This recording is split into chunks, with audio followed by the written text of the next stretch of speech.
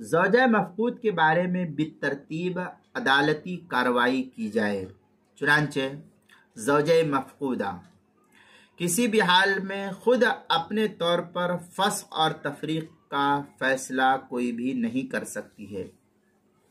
बल्कि अदालत शरइया की तरफ रुजू करना उस पर लाजिम और ज़रूरी है, जो महकमा शरिया शुमार किया जाता है, और इस बारे में अदालती कार्रवाई दर्ज झेल तरीक़े से शुमार की जाएगी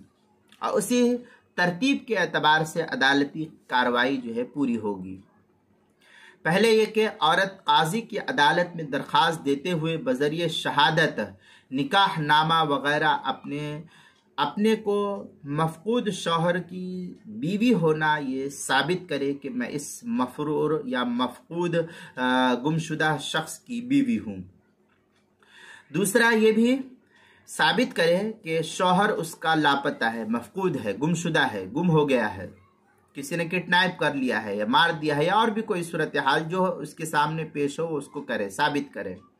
मसलन ऐसे गवाह पेश करे जो शौहर के मफ़क़ूद होने की तस्दीक कर दे,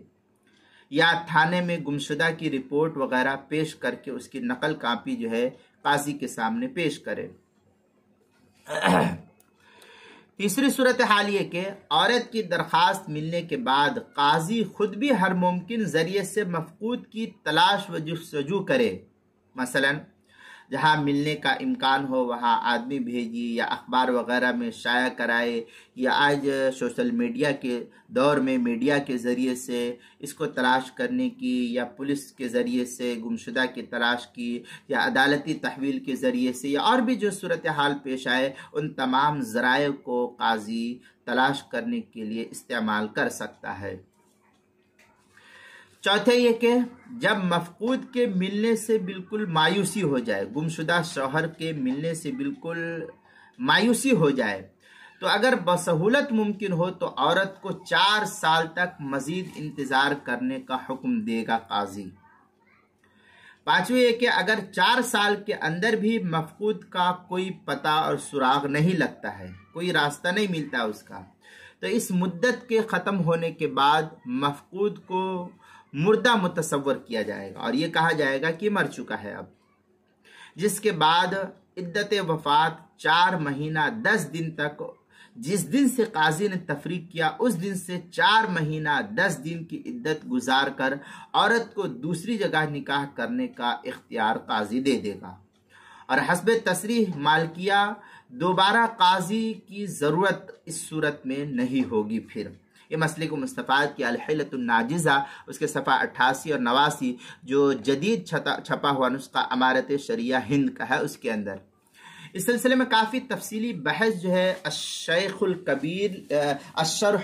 लिश्शैख अद्दरदेर के अंदर जो है काफ़ी तफसीली बहस इसके अंदर है। वलिज़ौजतिल मफ़क़ूद रफ़ई लिल-क़ाज़ी व इल्ला फल जमाअतुल मुस्लिमीन मिन सालिह बलदिहा, इस तरीके की काफ़ी तफसीली बहस अश्शरहुल कबीर लिश्शैख अद्दरदेर बाबुल लिआन व मा यतअल्लक़ु बिही फ़स्लुन लिज़िक्रिल मफ़क़ूद जिल्द नंबर 2 सफ़ा नंबर 479 और 80 जो दारुल फ़िक्र बैरूत का छपा हुआ नुस्खा है। हाशतुस्सावी अल शरह सगीर बाब फिल इद्दा व अहकामिहा फसलुन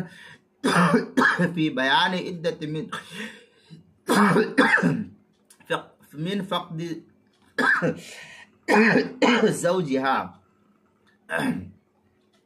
जिल्द नंबर 2 सफ़ा नंबर 693 और सफ़ा नंबर 694 जदारुल मारिफ का छपा हुआ नुस्खा है। इसी तरीके से फतावा अल्लामा सैयद बिन सिद्दीक अल फलाती के अंदर है फलाहा अन तरफा अमरहा इलल खलीफा इला कौलिही लियता फ़हसु अन हाली ज़ौजिहा बाद अन तस्बुत ज़ौजा व गैबतु ज़ौज वल बक़ा फिल असमा इलल आन। इस तरीके की इबारत अल फतवा मिन अल अल्लामा सईद बिन सिद्दीक अल फलाती अल मौसूअतु फिल हिलतिन नाजिज़ा जिल अल मरसूमा फिल हिलतिन नाजिज़ा जो हिलतुन नाजिज़ा के हाशिए पर नकल की गई है इबारत, उसके सफ़ा 233 जो अमारत शरिया हिंद का छपा हुआ नुस्खा उसके अंदर हिदायत के अंदर है लिअन्ना फ़ाइदतु दावा अल इल्तिज़ाम बिवासिता इकामतुल हुज्ज वल इल्ज़ाम फिल मजहूल ला यतहक़्क़क़। ये इबारत हिदायत की है। किताबुद दावा जिल्द नंबर 3 सफ़ा नंबर 201, जो अल अमीन किताबिस्ता देवबंद से छपा हुआ नुस्खा है। उसके अंदर किताबुल मसाइल की 5वीं जिल्द सफ़ा 284 और 285 पर भी इसको नकल किया गया है।